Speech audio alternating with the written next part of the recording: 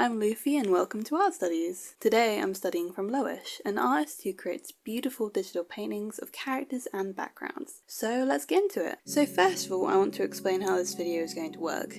I'm going to be creating a few digital sketches to study Loish's stylization, then I'm going to create a transcription of one of her pieces, and then finally create my own artwork in her style. So hopefully by the end of this you'll understand a bit more about Loish's process and what I found out about along the way. Before I did any digital artwork, I created a few traditional sketches to get a basic grip on how Loish stylizes and alters proportions. I created a few loose ones in my sketchbook with a pen. A few were okay, one bad, and one pretty good. The more I studied her style, the more I got used to it. Even more so when I moved to digital. I took my time a bit more with these studies compared to my traditional ones, taking the time to draw a base to map out proportions, and tried to get my study as close to the original piece as possible. That being said, I sketched faster than I usually do. In her demo, Loish said she liked to create her sketches quickly, so they had flow and to stop any hesitation. I chose a full figure piece, her electric remake, to study first, since I'd only been studying faces until that point, and I wanted to look at how she stylized limbs as well. Side note, I just wanted to show the difference between her original electric piece and the remake. The colours are mostly the same, but the pose is more dynamic and clear, with the hair being much longer and spread out to create more interesting shapes. It shows that even skilled artists like Loish are always learning and improving. Anyway, while sketching, I noticed that Loish rounds out a lot of her features. In most of her pieces, her characters are round in shape, or background elements are circular. It adds to what makes Loish's style recognisable, though she does have sharper elements in some pieces as well. The hands and feet are especially more rounded and softer than other more elegant features other artists might draw. The features remind me of cats in a way, especially the facial features, with the nose and mouth being smaller and more low on the face, whilst the eyes are much bigger. It's like how Elsa and Anna's faces were designed, or the lead character from Belle, all designed by Jin Kim. Same with anime facial features, or other artists like Sam Dazar or Lavender Town. It's pretty common to have big eyes when stylizing, or in cartoons or TV shows, simply because eyes are really emotive. I also chose her screen piece to study a more complex expression in her style. I don't think I managed to get it quite as extreme as the original, and I think that's partly because the eyes are still quite wide. When you yell or scream, your eyes squint a bit. I think my study was pretty good otherwise. Next was the transcription. I worked on a square canvas of 3000 pixels. I could have gone larger, but I didn't. This took me just under 4 hours, which is one of the longest periods of time I've spent on a piece. I've done a portrait painting before, obviously in digital but also traditional, but with digital pieces and paintings I don't usually spend too long on them. I chose a scarf piece, which you probably noticed I did a traditional study of earlier. I'm not sure what draws me to this piece, whether it's the colours or the mushrooms, I just really like it. Same with the other pieces I studied, I just really liked all of them, so I chose them. I decided to only draw the face to save time and be able to focus on a specific part of the piece. Loish's work all has the same amount of detail, so I thought it might be easier to just focus on one part instead of getting overwhelmed by the whole piece. My sketch isn't exactly like hers, but in a way I think slight differences between my version and hers can be charming. It shows that naturally artists have a different mindset and a way of working. Then again, I could just be making excuses for myself. Whilst I talk about this transcription, I'm also going to talk about Loish's method and some things I learned from her demo. You already know she likes sketching fast. I did the same, having a rough sketch and then going over top with a cleaner version, before merging those layers together. Then I selected the sketch with the lasso tool and filled it with colour, creating a clipping mask. Loish often uses the lasso tool in general to create interesting shapes, as it can be cleaner and sharper than using a brush tool. I started to fill in the colours, but they didn't look like the original, at all. I fiddled around with the colour wheel for a bit, trying to find the correct colours. Loish uses colour sliders to choose her colours, but I don't know where they are in Critter, or if they even are in Critter. Eventually I got a bit frustrated and felt a bit put out because my colours looked so different. I knew her final piece had shading and multiple colours, but mine just looked so wrong. So I resorted to colour picking from the original. I cannot stress this enough. If you are creating a study, do not colour pick. I've done this with other transcriptions too, and it's not helpful. It stopped me from understanding colour theory better. and seeing the effect different colours have next to each other. The only reason I'm excusing this for my Loish transcription is because I did everything else myself.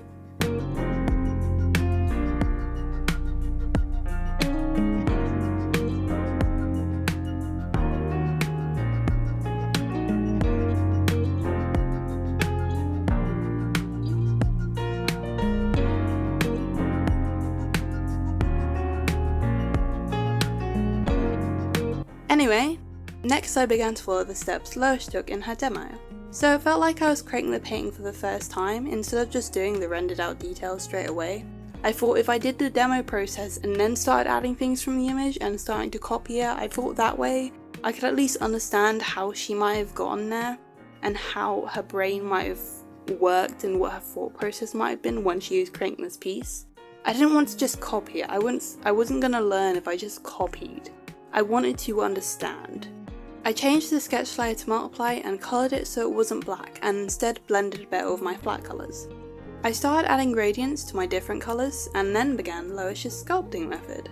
Loish refers to this technique as painting sculpting, I think, if I remember correctly, as she blends her sketches and base colours together, colour picking from what she has on the canvas in the early stages instead of selecting a new colour. I really like her method of painting over her sketch. I've never really made many lineless pieces, so this method allows me to use my sketch and flats as a foundation and build on it. I even use this method for my Draw This in Your Styles art for the Lovers. Go watch the Lovers animation after this video if you haven't seen it, it's great. If you're like me and you haven't really ever created a piece with outlines and you don't know how to go about doing it, I think I'd recommend Loish's method. Building up from your sketch and then painting over it. Just because I think it's a bit easier to have a base. Like, I once tried to create a camera in the style of Carmen Sandiego. It's a lineless style and it was my first time really trying a lineless style with just flat colours.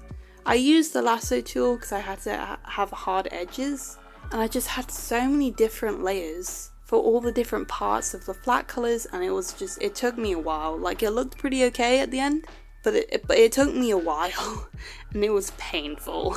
This method is slightly less painful.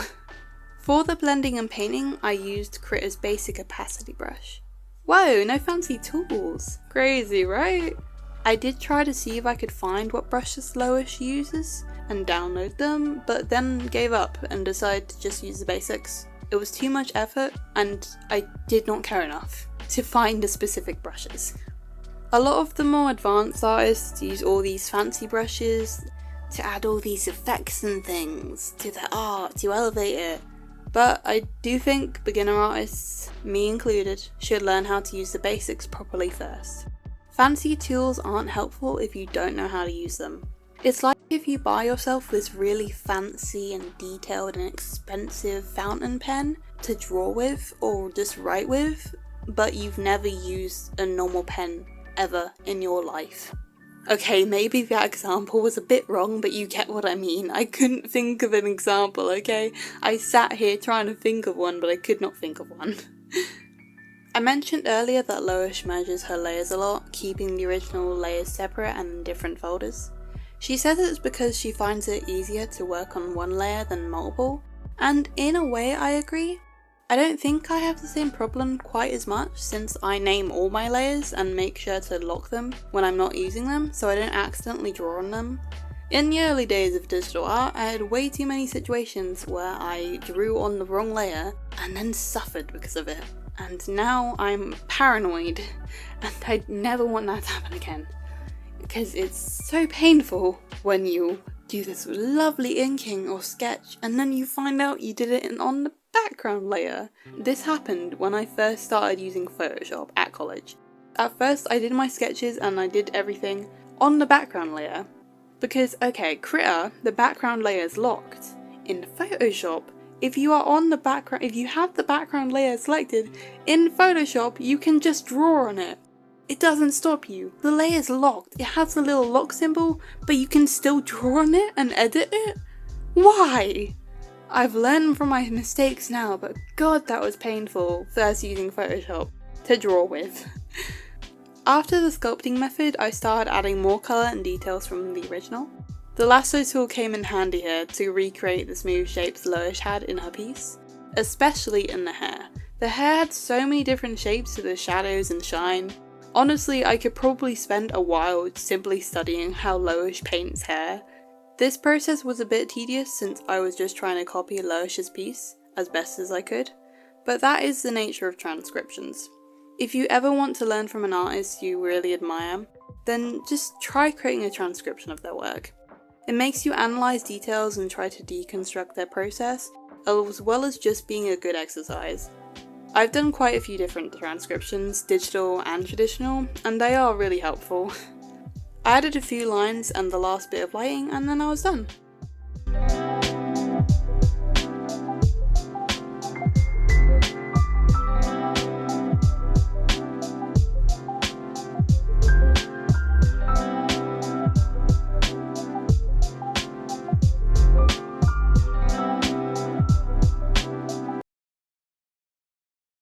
On to the final challenge, creating my own piece in Loish's style. I made sure to use a bigger canvas this time, 4500 by 3000 pixels. Loish usually works at an A3 size, but my laptop can barely handle an A4 canvas, so I had to go smaller. I used to default to 2500 by 2000 canvases or smaller, and depending on how detailed your art is, or the type, I think a smaller canvas can be very limiting. Of course, there are people who do pixel art, and the nature of pixel art is working on a very tiny canvas. If you thought the transcription took long enough, then I've got a surprise for you. This took me over 6 hours, and the longer I spent on it, the more I just wanted to throw in the towel and give up. I spent 2 minutes staring at the canvas before doing anything. Of course I cut that footage out, but I forgot I just sat there staring after hitting record. I was too nervous to start, but I decided to just get into it and put all my faith into trusting the process. I followed her demo steps again, using them to get me started. I made a rough simple sketch of a face and a hand because I hate myself. Okay, no, it was because I wanted to draw something else in her style and I thought it'd be good practice to draw her hand. I could have done a full figure piece, but I didn't want to. Getting the sketch of the face correct took me a little while, and I'm better at drawing faces than anatomy. I didn't really have a cool idea for the piece, and I wasn't looking at any references either. I looked at Loish's art, but not a reference picture or anything like that for posing, or where the face should be looking, or lighting, or anything. I don't know if that was a good move or not. In hindsight, I don't think it was. Then again though, if I had a reference, I don't know if I would have been able to draw fully in Loish's style. I finished the rough sketch and then created a tidy sketch over top. Don't worry, the sketch looks better later. Sort of. It gets better later. Trust the process. Guess what I struggled with most? Surprise, surprise, the colour. At first I went with a dark purple colour scheme, then I switched to pink. I had no idea what colours I wanted going in, so I just tried to figure out what vibes I wanted, and shifted the colours and values as I went. I didn't stick with pink and ended up going with a light purple. I think I did this so I could shift between warm and cooler colours easier, since purple works nicely for both. But also because I have a bias against pink. I don't know what to tell you, I just don't like the colour much. I don't know why. Maybe I should try creating a piece only using the colour pink someday. That could be interesting, that could be fun. Anyway, my colour palette ended up being pretty monotone. Loish's colours work well together and in some pieces are pretty close together in the colour wheel, but mine were too close. In her scarf piece, she uses about a quarter of the colour wheel, whereas with my piece, I use like an eighth of the colour wheel. I just stick with purple, and I barely leave purple, and that's not a good thing.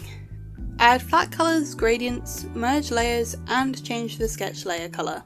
I added these cyan orbs to the piece to add some contrast, and also because I wanted to try and add a glow effect.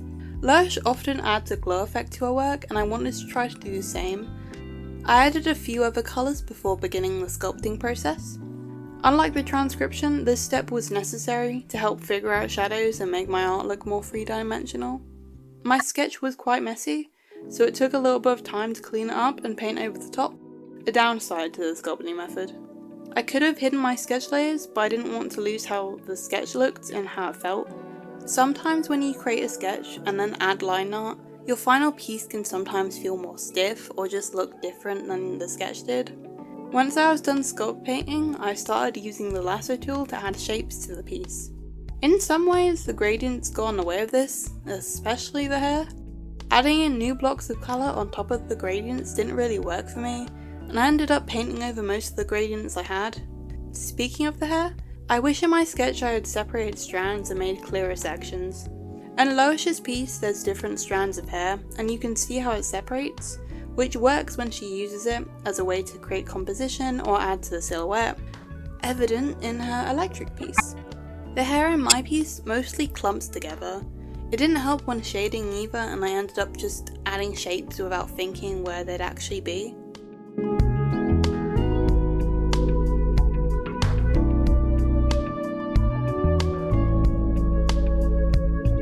For the skin and face, I made the cheeks and nose a bit more red, as well as adding darker or lighter colours to create more contrast. Unfortunately, I still kept my colours pretty monochromatic.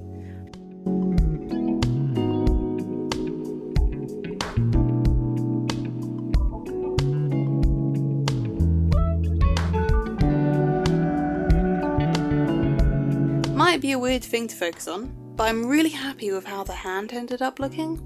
Hands aren't my strong suit. I don't think they're many artists' strong suit unless they're ridiculously good at drawing hands, but I think I did a pretty good job. I kept it round and cupped since the character was holding the glowing orbs. A lot of the time in her pieces, Loish's hands will have all the fingers grouped together with one pointed out.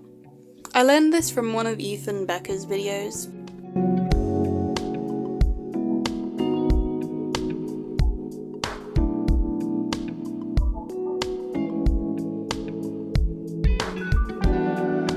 I added a glow effect using Loish's technique to the inner hair. In her demo she created the effect using blur and changing the colours around the light source, so I did the same. I added more lines to the hair to try and stop it from being a clump and instead be sections. It didn't really work since I had to work around the shapes I already had in the hair, so I couldn't really make new strands without rearranging the shading and the colours already put down.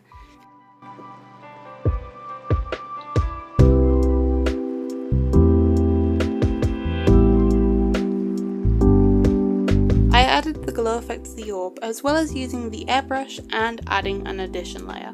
Finally, I added some light blue shine to the character and added a slight glow effect to that as well. I added a simple background because I just wanted the piece to be finished at this point, and then I was done. Except I wasn't, because I went back into Critter while scripting and added a few different overlays to the piece to tweak the colours because I wasn't happy with them. This was the original, and this is a version I tweaked with colours and overlays. The new one is more vibrant with more warm and cool tones to create contrast, while still keeping the purple theme, whilst the old one now looks more dull and desaturated. Both are good, but I think the new one is a bit closer to how Loish uses colour. Overall, this was a great experience and I learned a lot. I'm happy with all the artwork I created, even if I think some can be improved on. If you enjoyed the video, please give it a thumbs up. I'm planning to do similar videos to this where I study other artists or subjects, trying to improve the parts of my art I struggle with. If that interests you, please subscribe. I've got a lot of fun video ideas for the future. Thank you for watching and I'll see you all next time. Bye!